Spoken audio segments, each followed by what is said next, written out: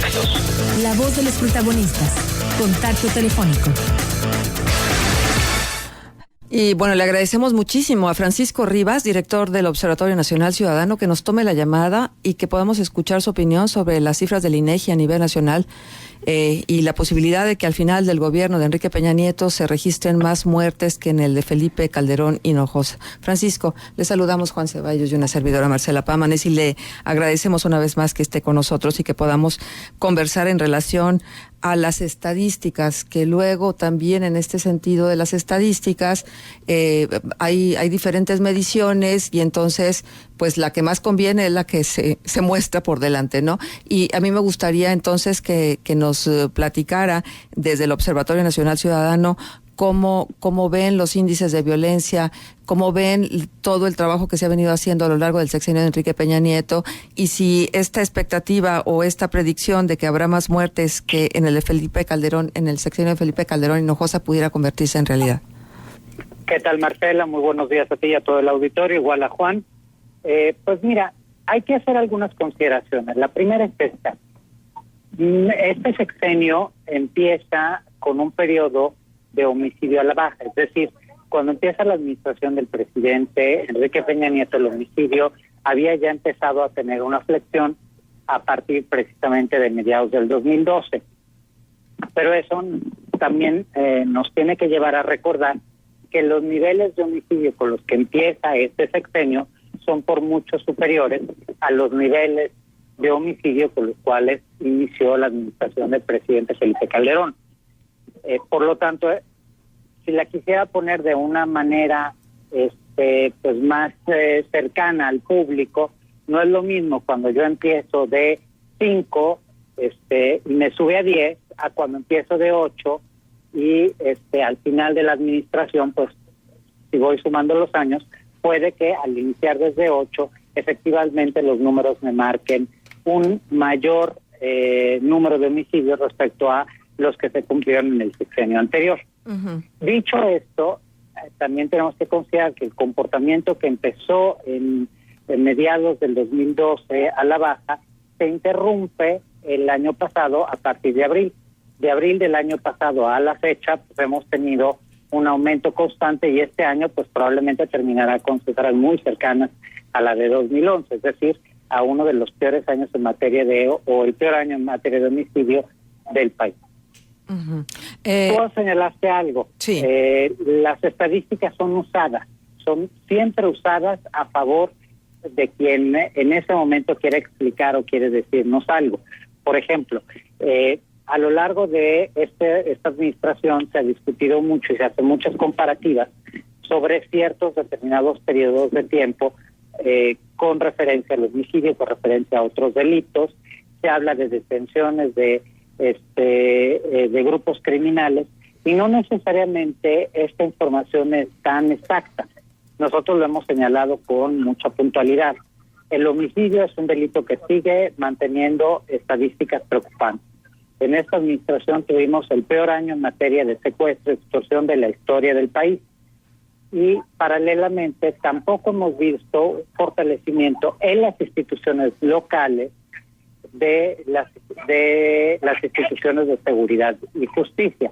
Uh-huh. Por lo tanto, pues seguiremos viendo a lo largo del tiempo aumentos importantes en la incidencia porque no hay en lo local quien pueda resolver las problemáticas de inseguridad. Lo vimos inmediatamente cuando Policía Federal sale de Tamaulipas, sale de Guerrero. En la medida en la que salieron las autoridades, se volvió a disparar el homicidio en esas entidades. Cuando salieron para concentrarse en Oaxaca, se vuelve a disparar el homicidio en esas entidades precisamente porque las instituciones locales son instituciones ineficaces e ineficientes para poder cumplir con sus labores de seguridad. Uh-huh.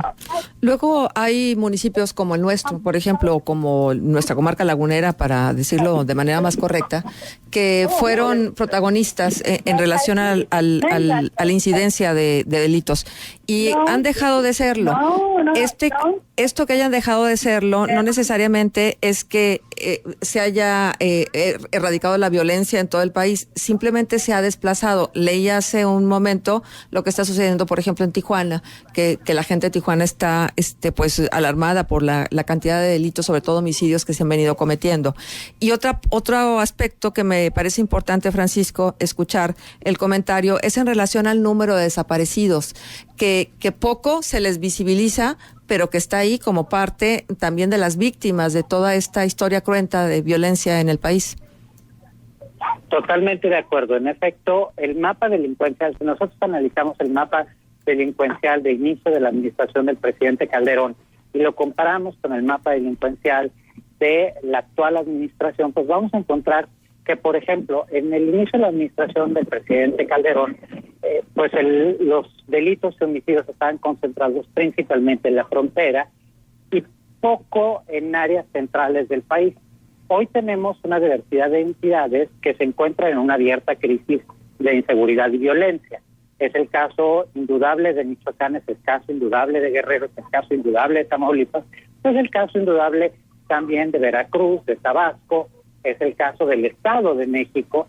En la Ciudad de México ha tenido un repunte importante en incidencia delictiva y seguimos manteniendo paralelamente también debilidades en los registros. Es decir, aun cuando INEGI hace un trabajo muy profesional en contabilizar, en explicarnos qué sucede alrededor de ciertos delitos, no podemos olvidar que hay una debilidad forense a la base que no garantiza que el número de homicidios contabilizados corresponda con el número de muertos del país. Sabemos que solo pocas entidades han implementado un software donado por la Cruz Roja Internacional, que es el software AMPM, Antemortem Postmortem, y que precisamente permite cruzar el número de desaparecidos con el número de homicidios, de víctimas de homicidio encontradas a lo largo del país. Esto pues no permite entonces saber cuántos de los desaparecidos se podrían encontrar entre las víctimas localizadas de un homicidio. Claro. Paralelamente, como te decía, en términos de debilidad forense, pues vemos los casos tan dramáticos como son los de Michoacán y de Jalisco, en donde, por ejemplo, en Jalisco, inmediatamente que se da un hallazgo de una fosa clandestina, lo que hacen es quemar los cuerpos y no hay ni siquiera el ejercicio y la búsqueda por tratar de darle justicia a esas víctimas y encontrar la identidad de esas víctimas y, por lo tanto, pues también darle tranquilidad a las familias que están buscando a sus seres queridos. Uh-huh. En el caso de Michoacán, sobre todo en el tema de homicidios que se dan al interior del estado, no obviamente cerca de las principales ciudades, lo que encontramos es que hay un acondicionamiento de casos particulares para la ejecución de las labores forenses, que obviamente pues debilita también ahí una serie de elementos que no nos llevan a una debida cadena de custodia, a un resguardo de la evidencia, a un trabajo de antropología forense, y por lo tanto no podríamos ni siquiera garantizar que estén contabilizados todos los homicidios del país. Uh-huh. Nosotros hemos trabajado de cerca con el Centro Nacional de Información. El Centro Nacional de Información ha hecho un gran esfuerzo. Sin embargo, pues la debilidad local sigue siendo muy grande. Por eso hay que diferenciar. Hay una responsabilidad federal que esa pues debe de ser atendida con toda puntualidad y que tiene que ver principalmente pues con el hecho que no hay una prevención real nacional, no hay una política nacional que efectivamente busque abatir los efectos, busque prevenir los efectos de la delincuencia. Y luego localmente pues tenemos a entidades que son altamente irresponsables o incapaces en construir instituciones de seguridad y justicia, que esto pues obviamente llevará a que en la medida en la que el Estado federal, o sea el Estado nacional tenga que mover su fuerza de seguridad hacia otros estados, pues obviamente periódicamente se va a generar problemáticas. Teníamos 2 estados que eran los ejemplos de éxito relativo de que se podía resurgir de la inseguridad, como era en el caso que tú señalaste de Tijuana y el otro de Monterrey. Hoy ambas entidades se encuentran en una abierta crisis de inseguridad.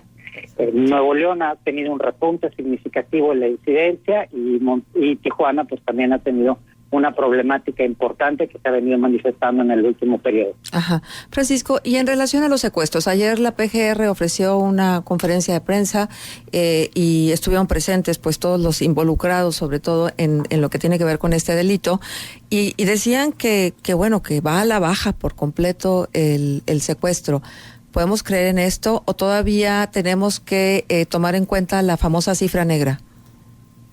Pues la cifra negra debe ser tenida en consideración porque lo que nos dice INEGI es que pues aproximadamente en materia de secuestro se denuncia 1 de cada 100 delitos.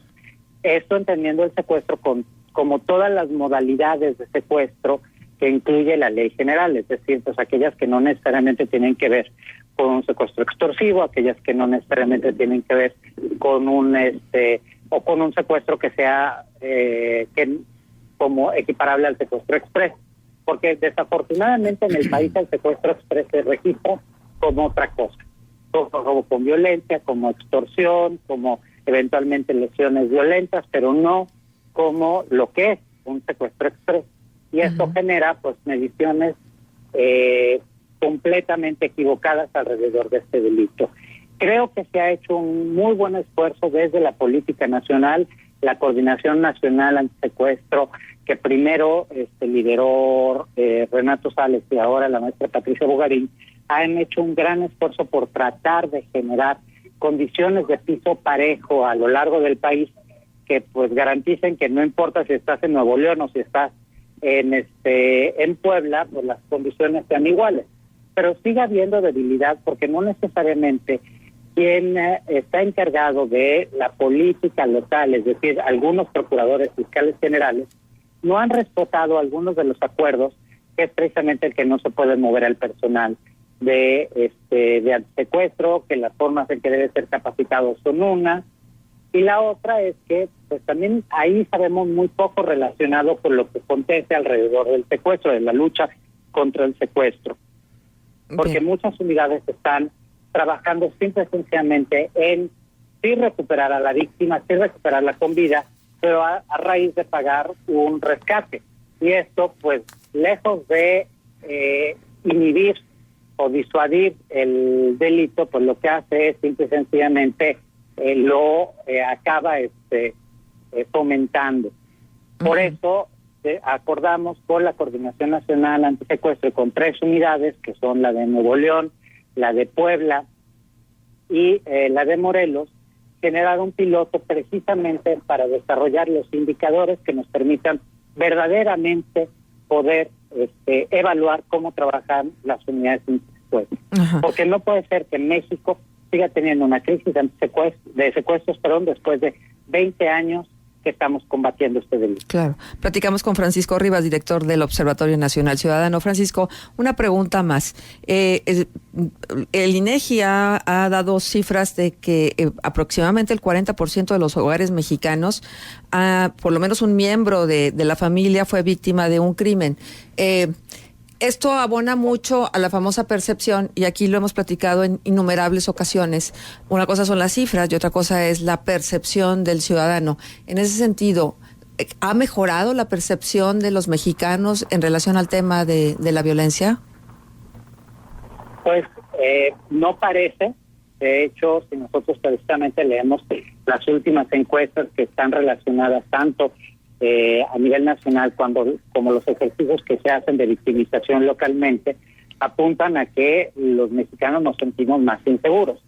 Y la inseguridad, pues precisamente es un constructo, no tiene necesariamente que ver con el número de delitos que se cometen en un determinado espacio. Voy a hacer el ejemplo de ciudades como Chicago, en Estados Unidos, que es una ciudad que tiene número de homicidios y número de delitos violentos ocurridos en tasas mayores que las de ciertas ciudades de México, incluso, por ejemplo, en la Ciudad de México, de otras ciudades con alta incidencia delictiva. Sin embargo, las personas se sienten seguras. Y esto es porque creen y confían en las autoridades. En México seguimos teniendo desconfianza en las autoridades, a veces porque no conocemos el operato, porque no conocemos cuál es la dificultad en combatir los delitos, a veces porque efectivamente las autoridades se han demostrado estar del lado pues, de los delincuentes y no del lado de los ciudadanos. Uh-huh. Ahora, otro tema que me parece que es también muy importante cuando se habla de violencia es la tortura y la violación a los derechos humanos, que además esto ha sido objeto de mucha observación desde el extranjero y más ahora con algunos casos en particular que todos sabemos que están ahí como evidencia de la violación a los derechos humanos. Simplemente Nochixtlán sería tal vez el último gran ejemplo. En ese sentido, ¿hemos avanzado? Pues mira, desafortunadamente ahí sí es difícil decir que hemos avanzado o hemos empeorado, porque estamos hablando de un delito y de un fenómeno que no se reconoce. O sea, el Estado mexicano sigue sin reconocer que efectivamente hay un problema sistemático de violación a los derechos humanos. En la medida en que este no se reconozca, pues obviamente no se va a poder medir adecuadamente. Para mí, hoy, la evidencia que tenemos de una debilidad en esta materia nace de los resultados que está teniendo la implementación del nuevo sistema de justicia penal adversarial. Como sabes, pues hoy uno de los aspectos más relevantes es la manera en la que se obtienen las pruebas, la manera en la que se respeta el debido proceso. Si este no se respeta adecuadamente, pues obviamente hay una liberación del delincuente que podría, del presunto delincuente, perdón, el imputado, que podría ser incluso un reo confeso, pero que en algún momento se le violaron sus derechos humanos. Esto sucede principalmente porque o nuestras autoridades no cuentan con los insumos suficientes para poder llevar a cabo su trabajo, o porque no fueron capacitadas suficientemente, o porque no son supervisadas suficientemente y por lo tanto trabajan un poco como se les ocurre, no como deberían de ser y como indican los protocolos de actuación. Protocolos ya, el problema es que la capacitación no es sustantiva. Sí hay un problema de tortura, sí hay un problema de violación a derechos humanos, el Estado mexicano no lo reconoce y si no lo reconoce no vamos a poder avanzar. Francisco Rivas, director del Observatorio Nacional Ciudadano. Yo nada más tengo dos preguntas. Te saluda Juan Ceballos.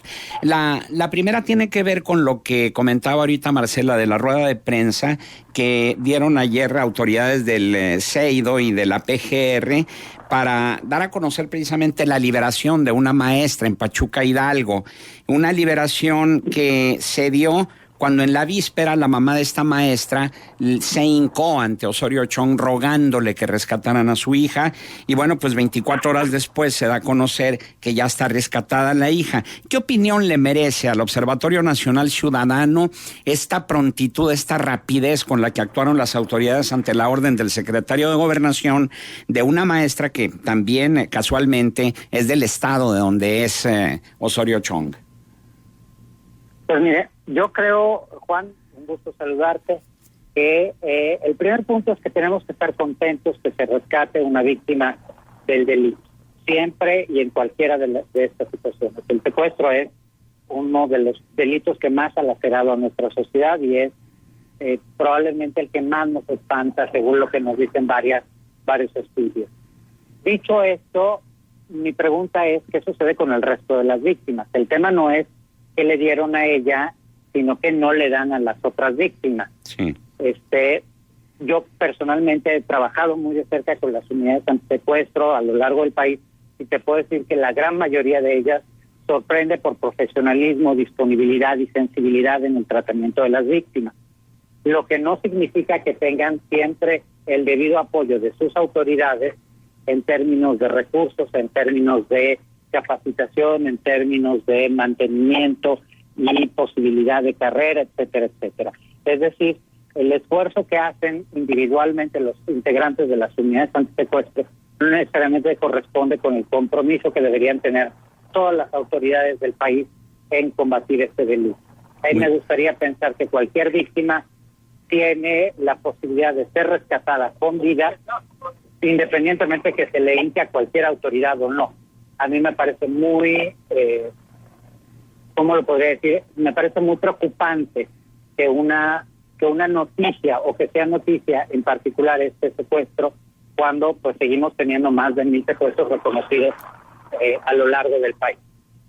Y finalmente de mi parte, Paco, a nivel local, las cifras del INEGI fueron cuestionadas por el Consejo Cívico de Instituciones Laguna. Marco Samarripa señaló que los números que dio a conocer el INEGI son mucho menores a los que reportan las fuentes del Sistema Nacional de Seguridad, y puso el caso de Torreón, donde el INEGI registró 70 homicidios en 2015, mientras que el Sistema Nacional de Seguridad Pública contabilizó 55 víctimas más, es decir, 125. En Gómez Palacio también hubo una diferencia porcentual aún mayor, de 13 contra 49. En este caso, entonces, digo, ¿a quién creerle? Si difieren las cifras del INEGI, que ya había sido cuestionado en las vísperas con lo de la medición de la pobreza, y en este caso, que son cifras distintas al Consejo Cívico de Instituciones Laguna. A ver, van dichas algunas cosas. La primera es, INEGI es una de las pocas instituciones de las cuales los mexicanos nos podemos sentir orgullosos. Pese a las problemáticas y a los elementos que han sido cuestionados en estos últimos días, cuando uno viaja por el mundo, INEGI es considerado verdaderamente como una de las referencias sobre qué se debería de hacer o cómo deberían de ser los sistemas de estadística nacional. De acuerdo. El problema, insisto, está a la base. INEGI o secretariado pues no son a quienes debemos cuestionar. Lo que debemos cuestionar es cómo se construye la información a la base, porque desafortunadamente lo que acaba sucediendo es que, y aquí nosotros lo pusimos en evidencia cuando hicimos nuestro estudio Homicidio, una mirada a la violencia en México, que pueden descargar gratuitamente en nuestro portal www.onc.org.mx, y ahí lo pusimos en evidencia porque nos dimos a la tarea de ir a ver dónde están las cosas clandestinas, cómo trabajan las unidades forenses, y les puedo decir una cosa: los médicos forenses a veces registran lo que le dicen que registre, porque no hay independencia en su trabajo y porque todavía hay autoridades que en lo local pues siguen manipulando la información para lucir mejor de lo que en realidad están.